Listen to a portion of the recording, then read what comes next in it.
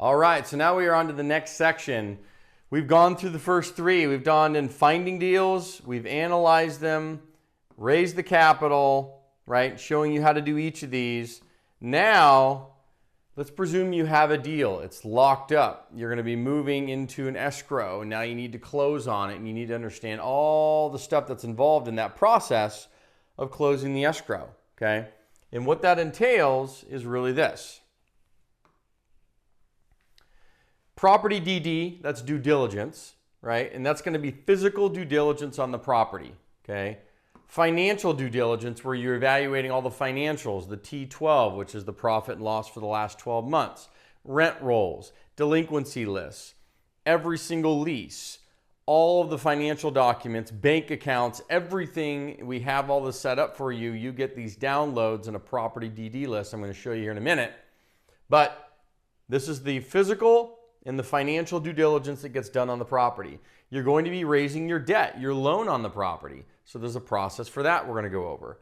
You're going to be raising your equity. We talked about raising capital, right? Debt and equity, right? But you're going to be arranging and basically administering all of this during the close of escrow to make sure it gets done. So what's involved in that and what should you expect, okay? And then lastly, the team involved. Who are the players you're going to need to make sure you can close this thing and you have T's crossed and I's dotted? I'm going to show you, okay?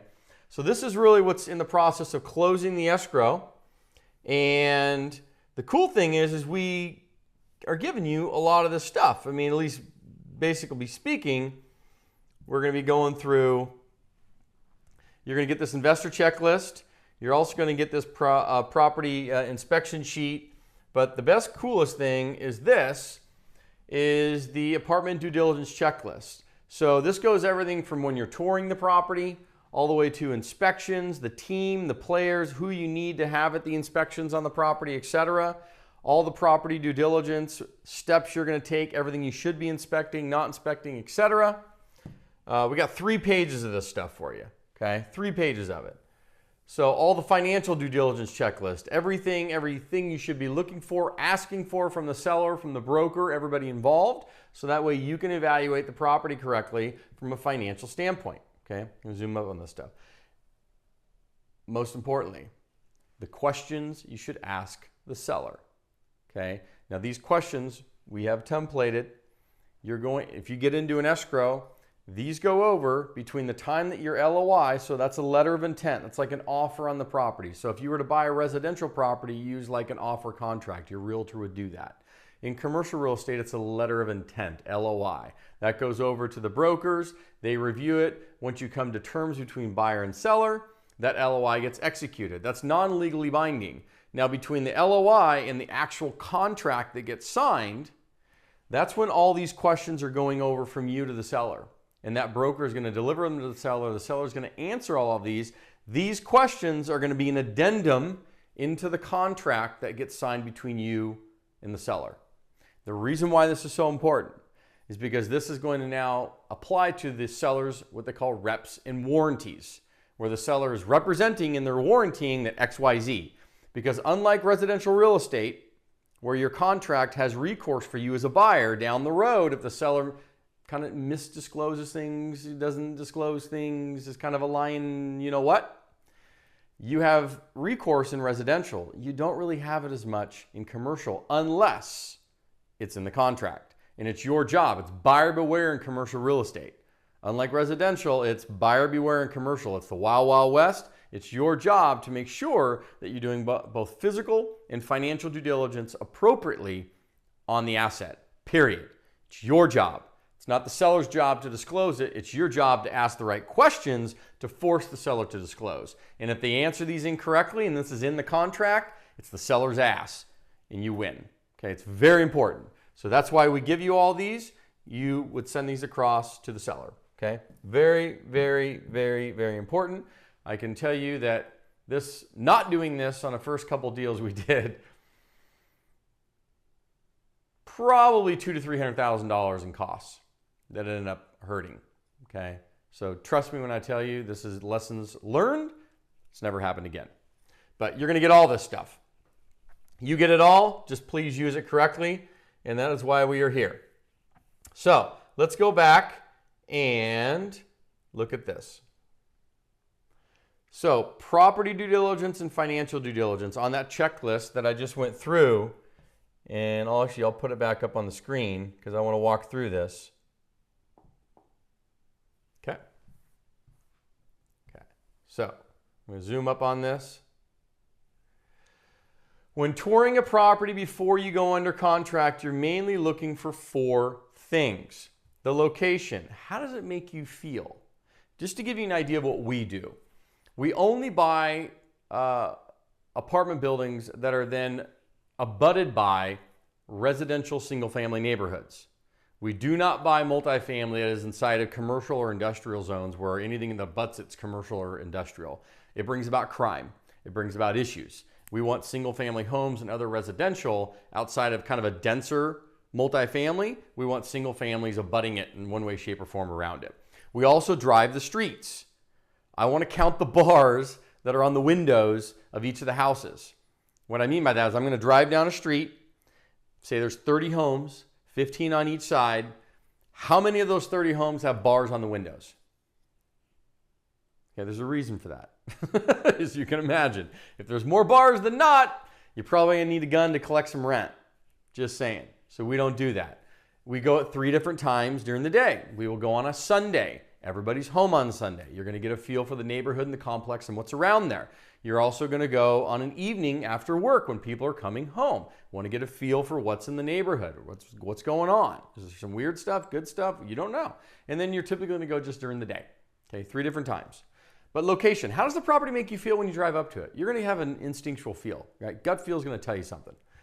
Personnel. This deals with staff, tenants, and the property management company. That's what makes up personnel. Processes. What software and systems are being used to manage that property currently? If it's a mom and pop, smaller deal, maybe not a lot. That's areas where you can improve it by just putting in some basic property management software and systems to run things more efficiently to make more money. Okay, so we look at these things. And then pricing to the market. Drive your comps. Right? You're going to go look online. That's step 1. Great. You've looked at apartments.com, Zillow. You've looked at kind of where the rents are at, Rentometer, all these things from like afar, 10,000 foot level. But then you got to go kick the dirt. Knock on doors, verify the comps, drive them, get a feel for them to make sure there isn't something strange or weird going on, that why this one's over here, this one's getting this, these guys are getting this, you're getting this, or this, right? You need to drive your comps. So the pricing side, those are 4 things you're looking for when you're touring a property. Now inspection stuff, due diligence and checklists, right? It should be taking you 2 to 5 days to do all of your physical inspections on the property, depending on the size of the property, okay? The team of the people that you're going to be bringing in, property inspector, roofer, if there's a pool on the property, if you're going to be doing value add contracting, who's your contractor? They need to be there. You need to start getting your bids for the things that you're going to do so you can start putting that together. Termite company, landscaper, HVAC contractor, right? You're going to inspect all the HVAC systems. Do not buy properties, and I will say this again, do not buy a multifamily property that has a chiller system or a central heating system for that property. Don't do it. Just run. Or they need to give you the property for free so that you can change it all out to individual condensers and individual heating and furnace systems inside the units. That way you can control the systems for your tenants, right? Individual condensers, individual furnaces and coolers inside, split systems inside the units, individual for each unit. You can buy a property that has central boilers or central water heater systems, or several of them, depending on the size of the property. That's not uncommon, but not single chiller systems, which are for cooling and all of that, right? You want to make sure of that. Very, very, very important. Ideally, you just want individual everything. If you can have individual water heaters and individual HVAC systems for heating and air for each unit, that's ideal. But definitely not a central AC system, which is called a chiller. No go. You can have central boilers like a hot water heater system or boiler that heats water and stuff. Okay, fair enough. But ideally, hot water heaters are the way to go versus an old school boiler system. It just depends. But depending on where you're at in the country, where you're buying, it'll dictate kind of what's going on. Okay, but it's property specific. You're going to walk every unit. Every unit. Let me say that again. Every unit. And there's a reason for that. We have bought in properties where you walk with the brokers and blah, blah, blah. They're like, or you can see maybe 10 to 20% of the units today. No. If there's 30 units, you're walking 30 units. If there's 200 units, you're walking 200 units. And you have a team, you can use software for this if you want to kind of get it all in a nice little spreadsheet where it's all organized and ready to go and stamped per unit, not a problem. There's software called HappyCo that does this. There's other ones called Smart Sheets. Everybody can collaborate in. They allow you to do inspections and walk the units. And you have 3-4 people doing this and you're walking a complex, or maybe it's just you and one other person. If you say you're buying an 8, 10 unit, maybe a 20 unit, 15 unit property, you can do that with 2 people and your inspectors for the day, okay? Walk every unit. Pay attention to down units, pay attention to deferred maintenance, okay? We notate that here. So what is a down unit? A unit that is not online available for rent for whatever reason. Maybe there's water, mold going on in it. Maybe there's a lot of repairs and reno. Who knows? A down unit that's not showing up available for rent that is not occupied. That's a down unit. So you want to pay attention to those and how do you get them rentable? How much is it going to cost? Deferred maintenance. That is different than value add. Let me give you an example. A roof that's deteriorated. Deferred maintenance. Window systems. Stucco. Paint. Bad landscaping. I mean, you name it. Broken HVAC systems, broken condensers, broken hot water heaters, deferred maintenance on a property that just looks like crap and is poorly maintained, or a lot of things are broken that you're going to have to fix to get the property up to where it's in good condition so your tenants, right, don't have problems and they're not moving out or having issues and you're costing a bunch of money, because that is totally different than if you're going in to apply capital improvements to the property to raise the value, right? You putting on a new roof, unfortunately, is a deferred maintenance item. It's not going to add a bunch of value to the property per se. It's going to be a nice checklist item for a potential buyer down the road, but they're not going to pay you a bunch more money for it. And if you have to do it because the other buyer or the other seller did not, that's a deferred maintenance item that you may be asking credits for or trying to look for things to get it fixed, right? Deferred maintenance versus capital improvement. Capital improvement is a value add item that improves the value of it. Renovating the interiors, repainting the entire complex, redoing all the surfaces on the asphalt for the parking, adding in a play yard, a dog park, redoing the pool system for the amenities, the kids play, all that stuff, a gymnasium. That's value add stuff. You put it in, adds value to the property. It's not a deferred maintenance item. Big difference. Changing out all the windows, value add, okay? Changing out all the interior renos, adding condensers and all these other things. That's actually a value add item. You just want to check it off that you're not going to be stuck with a huge bill. That's mainly deferred maintenance, okay? The number of the upgrades on the property, you want to pay attention to them. The number of upgrades that you're going to have to do to bring it up to par with the competition, and or the current upgrades that the seller has done, and notate those so you don't have to do them, okay? You're going to have a pre-construction meeting with your construction crews that are going to be doing value add improvements to the property. So if you have a contractor that's going to be doing exterior painting, maybe some deck work, changing out windows, redoing the stucco, the landscaping, redoing the pool, all the exterior items, they need to be there. And you can have them bid out things and give you some pricing. On the interiors, so this is being filmed obviously in 2023, give or take. If you were doing a renovation, full renovation unit, say in California, it's going to run you around 20 grand, maybe 25,000. If you're doing anything in the Midwest of the United States, full renos interior, that's cabinets, flooring, appliances, washer, dryer, the whole kit and caboodle, you're going to run between 10 to 15,000. Okay. East Coast, probably similar to the West Coast, 20 to 25,000 a unit for full-blown renos. And then you can back away from that. If you do partial renos, maybe 7,000, stuff like that, right? For your costs to do interiors. So get with your contractors, have them give you a full scope of work and bid out list. That way you know what it's going to cost going in the door, not after the fact. Very, very important during the pre-due diligence process in escrow. Here's the things that you're going to inspect on the property, right? Sewer lines, HVAC systems, water heaters, boilers or furnaces, roof, windows, siding, stucco, paint, termite, foundations and drainage, foundations and drainage, foundations and drainage, foundations and drainage. I can't specify that enough. Make sure things are flowing away from the property. Rain gutters, drainage, foundation issues, cracks, things moving, soil, depending on what state you're in. Pay attention to foundations and drainage. Make sure when rain comes and it hits the property, where does it go? Make sure it's not going into units. right, are going towards the property, everything's going away from the property. You have rain gutters, pay attention to all this stuff. They haven't any water intrusion issues for subterranean spaces. All of this stuff, foundations and drainage. Electrical panels, you're going to inspect these. You're going to have your inspector inspect them. What kind of electrical panels are they? Are they Fendra? Are they other types? Maybe Fedco? I mean, you name it, right? They need to know, because if you're going to be upgrading things in the units, maybe washer dryers are going in. Maybe you're putting in microwaves. Maybe you're doing some upgrades. That electrical panel is a key component. Inspect that during due diligence so you know, because you either have to upgrade the panels or you don't. Add in breakers or you don't. You need to know this stuff. Walk all the units for the condition. We talked about that. Pool, play yard, common area areas, FF&E, which is furniture, fixtures, and equipment. You want to inspect all of that stuff. So that's that.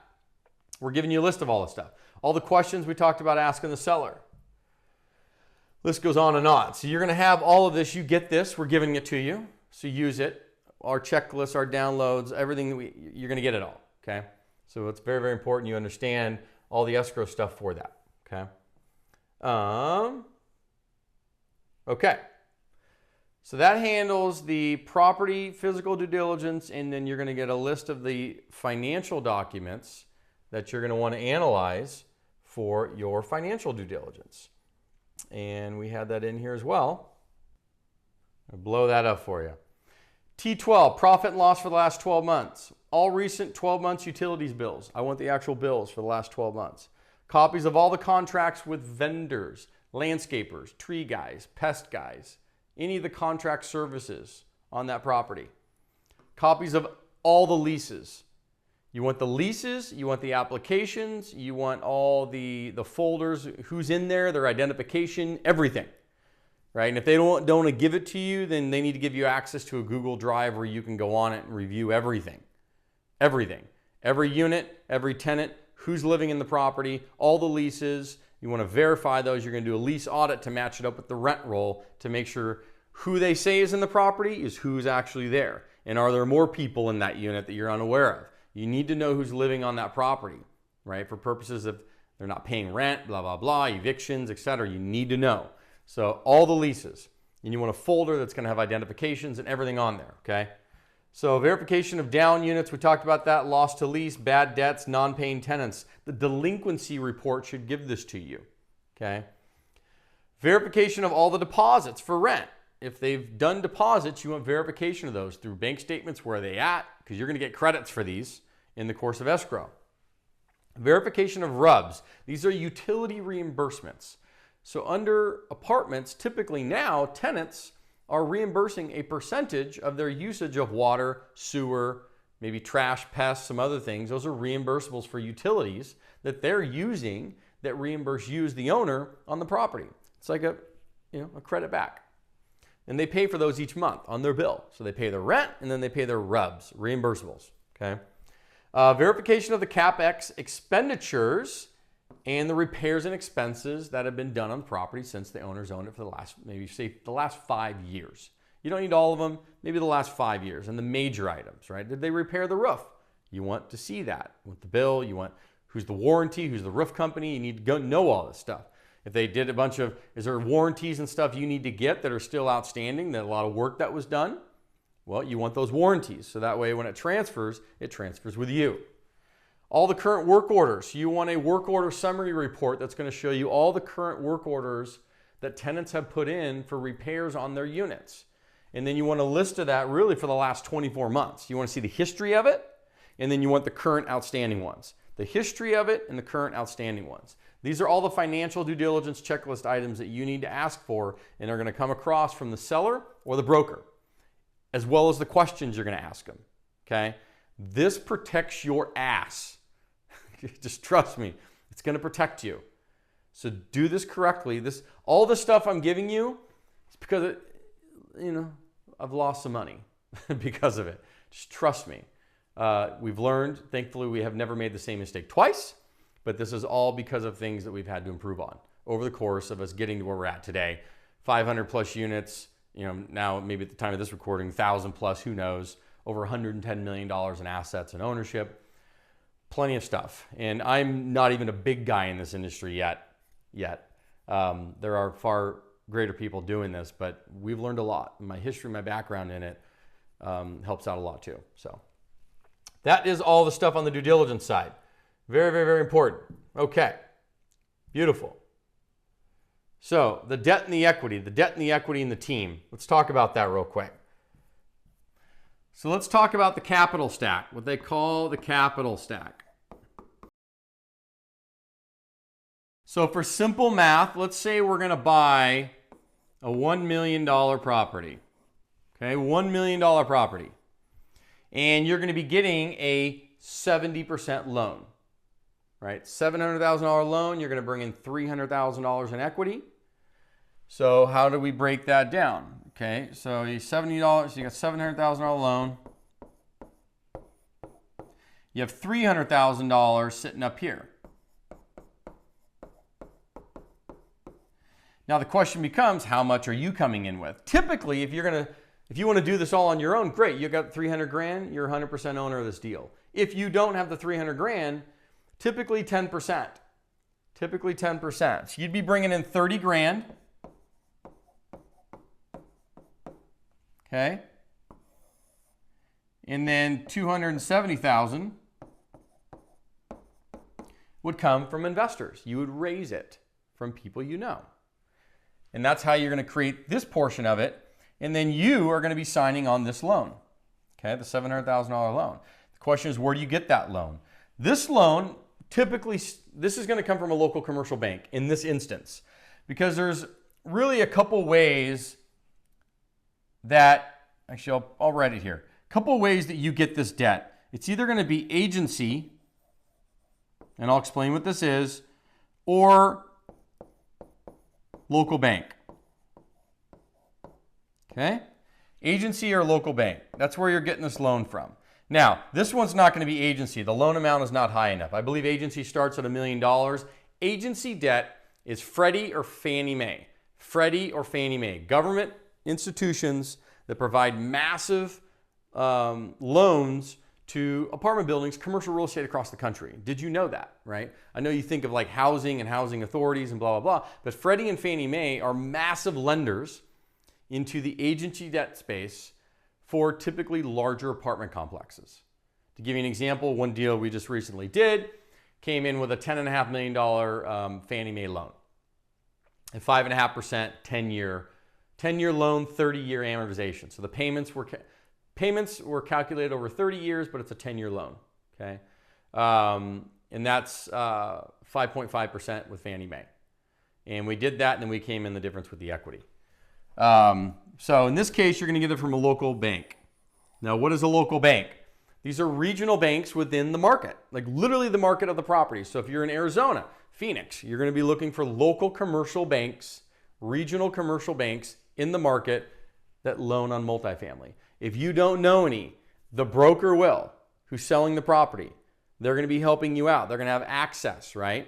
Every market's different, so I can't give you all the ones in all the markets because I don't know them all. I know the markets we're in, but the broker's going to have access to it. The property management company's also going to have access to it. This is why the due diligence that you're going to do up front before you're even going into a market is so critical. We typically spend 3 to 6 months before we ever execute on deals in a marketplace, going there, driving it, knowing the locations, meeting the construction crews, the property management crews we're interested in, interviewing them, interviewing some of the local commercial players, the brokers, meeting them, commercial banks. So we have the play in that marketplace. And then 3 to 6 months later, now when we're actually looking at deals and they're coming across our desk, we're underwriting them financially. We're like, yes, it's a great deal. Now we can offer on it. Yes, we landed it. We locked it in. Now we're not catching our tail having to do all this other stuff we should have done 3 to 6 months ago. So we do that up front. So we're very comfortable moving pretty fast when we're in a market. You should do the same. So you identify the market you want to go to, a few of them maybe it's 1 or 2, and then you got to get in there and spend a little bit of time getting to know it. And maybe you already know it. Maybe you live in one of those great markets. If you don't, you got to travel to it. Just to give you an idea, so I was in California at the time. We were going to go to Kansas City, one of our first spots. I flew out there in January in 2018. It's cold. It's very cold. Spent about 4 to 5 days with the brokers, property management crews, met a couple construction crews, met a couple lenders, local commercial banks in the marketplace, and had a good feel and drove the neighborhoods. Saw where I wanted to be and not where I want to be. Get a lay of the land. See where the path of progress is at for new development. Where's the city putting money into? This is going to tell you a lot of things. Where are a lot of the major employers at, right, in relation to maybe some of the areas you're looking at?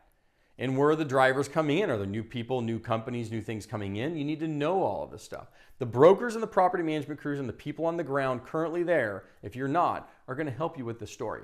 That's why you leverage and you need the team, okay? But that's the capital stack. So $300,000 in equity, $700,000 loan. This loan's going to come from a local commercial bank in the marketplace. Now, the question becomes, you may be saying, well, Justin, I can't get the loan. I can't sign on the loan. No, you can. And let me explain how you're going to do it. Unlike residential, if you go get any loan on a property that's a single family home or 2 to 4 units, that's considered residential property by any lender standards in the United States of America. So they're going to underwrite you, the borrower, personally as to whether or not you, the borrower, can pay them back, period. The biggest difference is in commercial properties, they don't give a rat's ass about you as much. They care about the property's ability to pay them back, not you. So you being able to get a loan on a 10-unit property is far easier than you getting a loan on a house that you're going to buy. I know it sounds crazy, but that's the way it works, okay?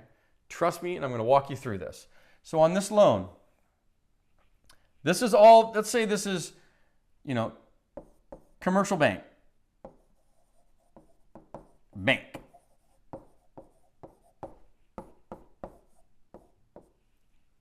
Really bad drawer. So the bank's going to ask for a couple things from you. A personal financial statement. And they're not going to be typically asking, sometimes they ask for tax returns if you have a company and stuff like that, but they're not really digging into your financials as much. They really care about the property's financials. What they do care about is to make sure that you have a 1-to-1 on net worth and 10% in liquidity. What do I mean by this?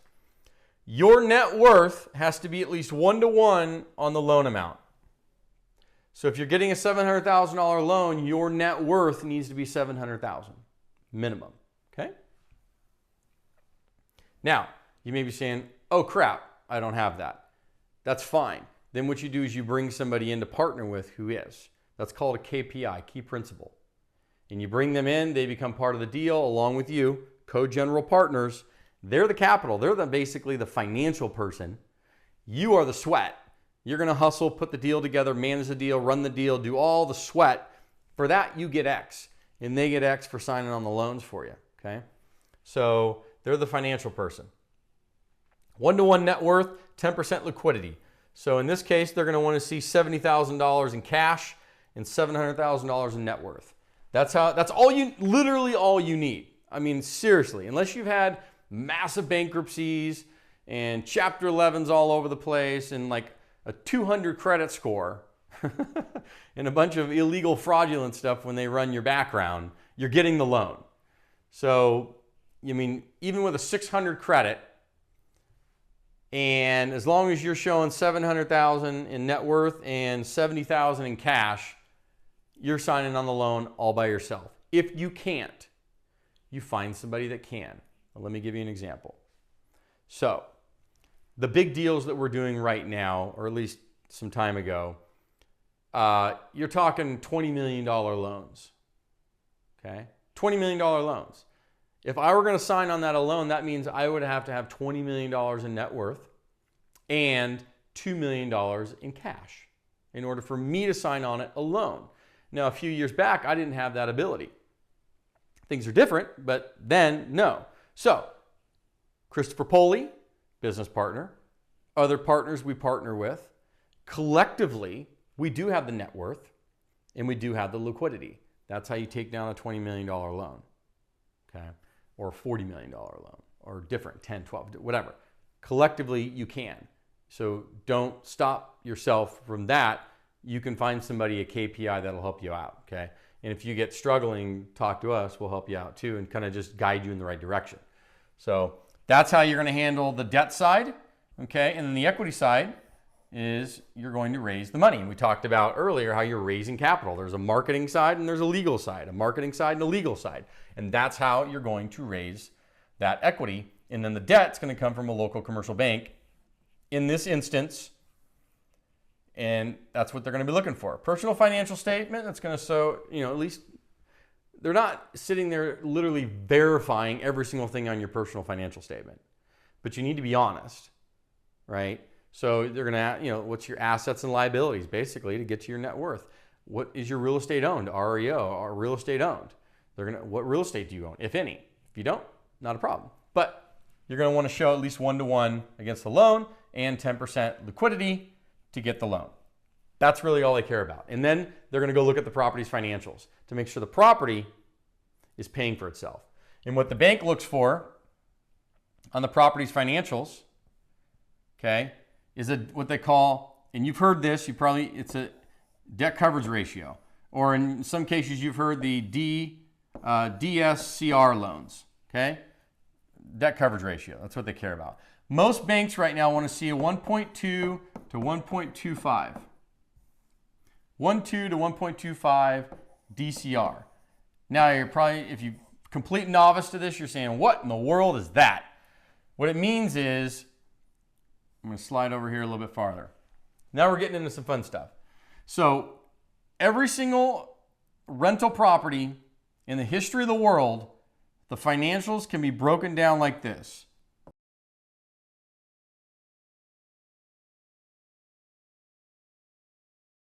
To get to this beautiful thing called an NOI.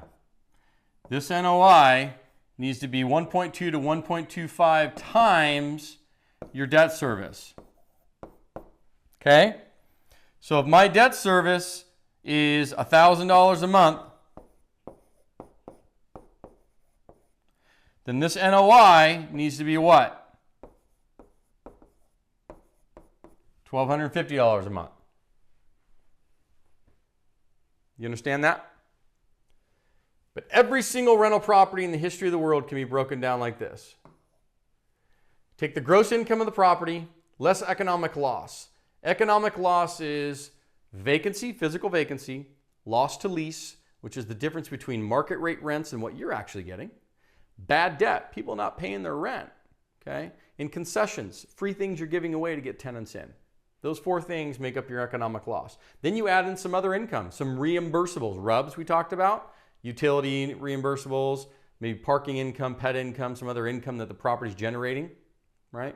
So that boosts the income. Then you get to this thing called EGI, which is effective gross income. Effective gross income.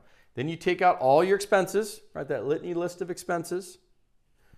You get to this net operating income, NOI, net operating income. They want that number to be 1.2 to 1.25 times your debt coverage ratio. Debt's $1,000 a month. They want to see $1,100 or $1,250 a month in net operating income to substantiate that. And then what they're going to do, they're going to take a bag of money and they're going to throw it at you. They're going to say, listen, we've looked at the financials. We've looked at you real quick on your personal financial statement. You meet the 1-to-1, you meet the 10%. Awesome. We don't care about you anymore. We care about the property. Property's financials meet our requirements. Awesome. Here's your money. And they're going to throw it at you faster than you can run out the front door of that bank. Why? Because they only make money when they give you money. That's the way the capitalistic system works. That bank makes no money if it's sitting in their bank, just as deposits. They need to take it and 10x it out the door. That's the only way they make money. So they want to make this happen. They just need to know that the property is going to pay them back. That's what they care about, the property, not you. Big difference between commercial real estate and residential. This is why it's easier to finance a deal like this versus buying single-family homes. You're screwing yourself. Stop buying, stop buying single-family homes in terms of rental property. The biggest waste of your effing life. And I know there's people out there going, no, I make a bunch of money. Okay, you may, but I'm going to make more doing this every day of the week and twice on Sundays. Twice on Sundays. You know why? Because you don't get to do what I get to do. And that is, I get to have 10 units sitting in one building while you have 10 freaking properties 40 miles apart that you get to drive around to and property managed with 10 different roofs and 10 different lawns and 10 different this and 10 different water meters, 10 different tenants. Any tenants move out of one of these properties, you go from 100% occupied to 0 overnight. One person moves out of here, I go from 100% to 90%. I'm still rolling. I'm still paying my mortgage. I'm still paying me. I'm paying everybody. It's the biggest difference. I get to leverage economies of scale with this. This is the SFR market. SFR, I'm going to screw that up. SFR. My drawing is so bad. Sorry. Multifamily. Okay? No. Yes. Economies of scale. 10 units, one location. You drive up to, it's all there. More importantly, this is easier to get money for. Harder to get money for. Easier to get money for. Harder to get money. Easier to get money. Okay? Number 2, this big, beautiful thing called taxes. I don't know about you, but I don't like paying Uncle Sam. Under this model, it can be very difficult unless you portfoliolize it, which you can do, to get this beautiful thing called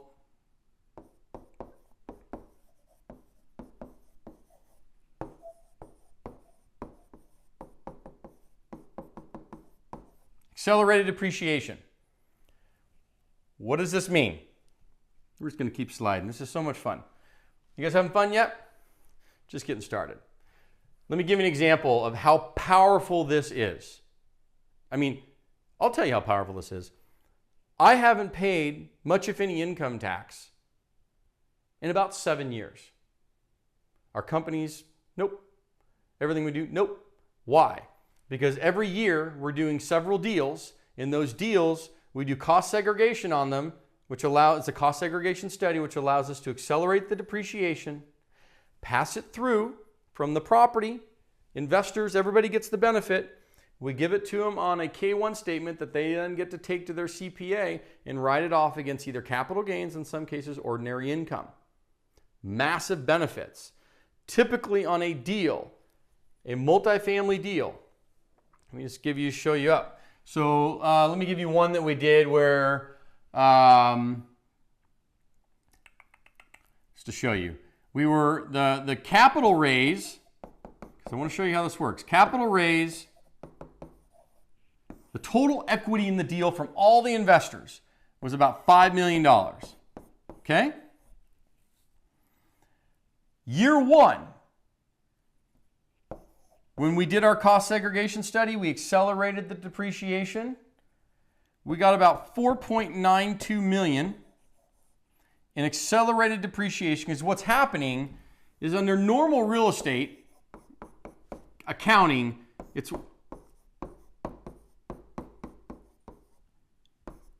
27.5 years you depreciate the asset. When you accelerate it, you're doing it in years 1 through 5.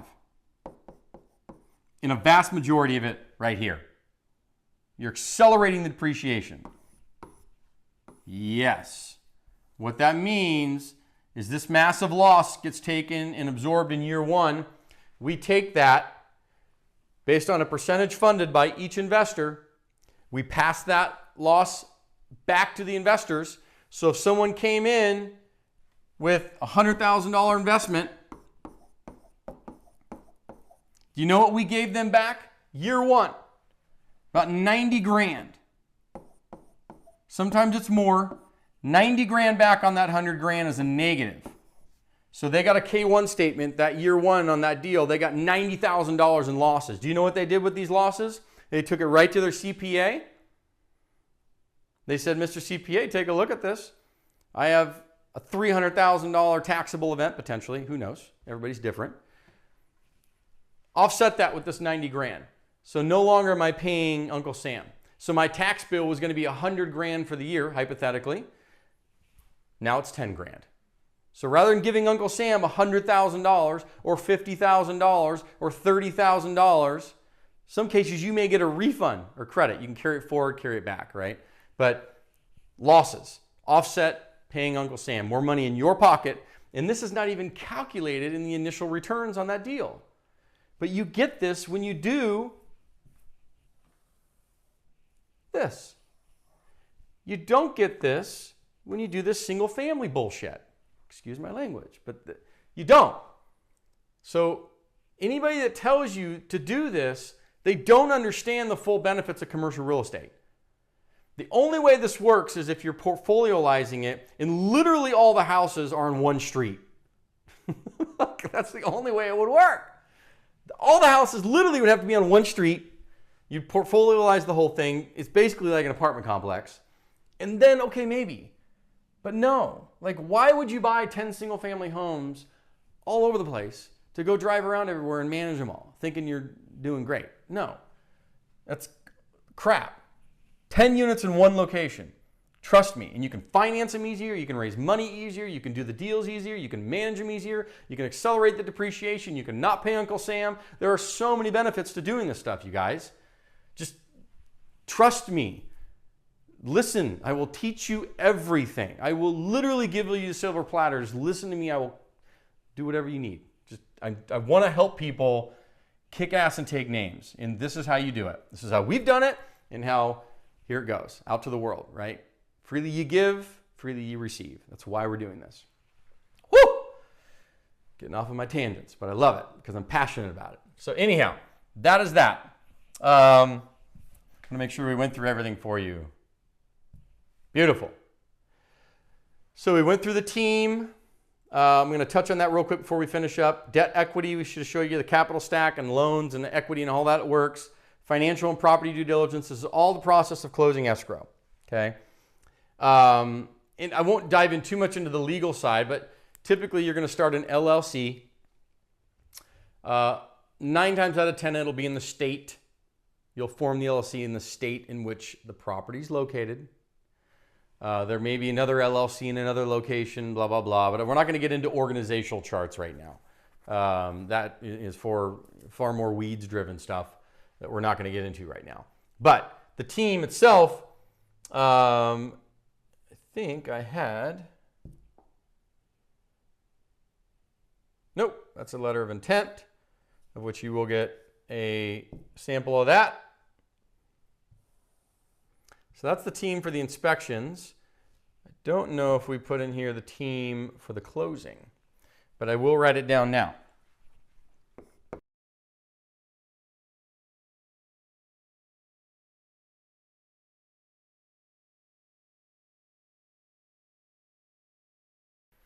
Once you're in the transaction, to help you negotiate the contract between the seller, buyer, all that stuff, right? You need that to protect your ass. Transaction attorney. The broker lender speaks for itself. Title and escrow kind of speaks for itself. Business attorney. If it's a smaller deal, you're just going to use a business attorney because you're not going to go in the full weeds of this PPM legal documents and doing the full, private placement memo. If you know everybody that's involved and you have like 3, 4, 5 people, right?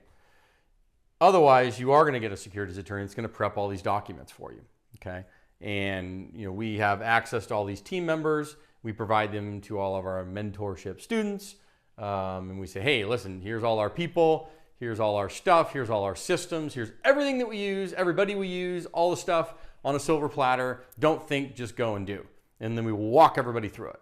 And we do that, obviously, for the mentees. Can't do it for everybody, but we do that. And we literally hand everything on a silver platter. All of our contracts, documents, everything. Everything. LOI templates for letters of intent, offers, everything is on a silver platter. Everything, all our systems, back end, front end, everything. All the people we use, everything. Did I say everything? So it's all there. But this is the main team that you're going to be using during the course of your escrow. Okay. All right. I think we've addressed the closing and the process of it. It's a lot, but that is the process of going through it, is dealing with the property due diligence from the physical aspect, financial side of it, raising the debt and the equity and getting all that lined up. Because if you got this in line and you're checked off and it's all good, and you raise your money from the bank and you raise your money from your investors, check, all good, then make sure you have your team in place that's going to help you process all this. Bada bing, bada boom, you have yourself a nice building.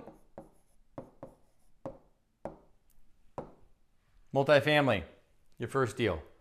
And I highly recommend that you 5 units or more, absolutely.